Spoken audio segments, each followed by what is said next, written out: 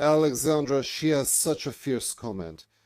So, Trump's statement about having the most powerful army in the world, given its habit of clinging to helicopter landing gear, years fighting poorly armed opponents in sandals, and a disgraceful retreat after $1 trillion army investment, it seems more ridiculous than impressive. So, the top officials in the Kremlin keep talking about continuing negotiations under agreed conditions in Alaska.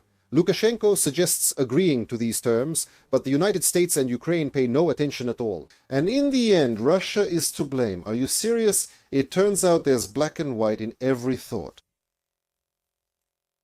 First of all, it's not that the United States is against it, but the United States can't agree to something that would give Putin powerful advantages. And it would look like the United States lost. That's what the United States can't allow. The United States understands everything, and Zelensky, I'll say it again, he'll be pressured into what is needed, into a real compromise, about mocking the American army. That's the Russian person in a nutshell.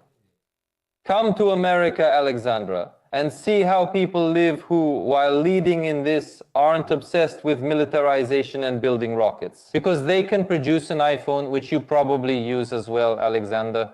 It's assembled in China, yes. So what? And what? That's called capitalism.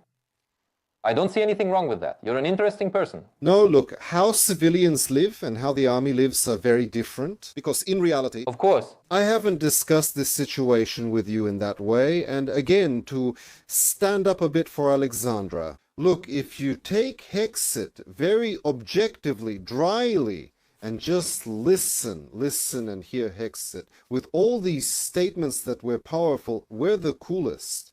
He basically dispelled this myth about the American army with all these transgender people and the innovations that the Democrats have introduced over the past, 15 years or so.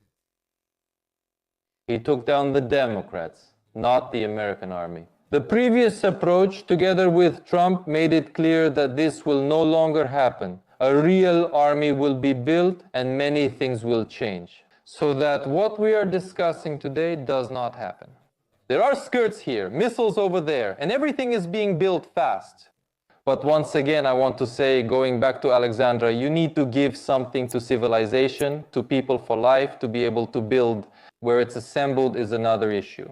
The money goes where it should, to the correct account, including for Apple Corporation and others. What has Russia contributed to the world or built for humanity?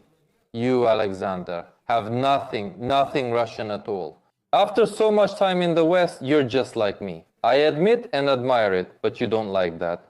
No, the question was about the army. Wait, no. The woman said that they are just showing off, and for women it's only militarization. Here's a scarier missile. North Korea is a real nightmare. They have a very scary missile there. Did you see that drone? Kim Jong-un. There you see a drone. Something else, yeah. But life, for a person's life, that's why in one country it's about life for the person, and in another the person is for the country, for the state.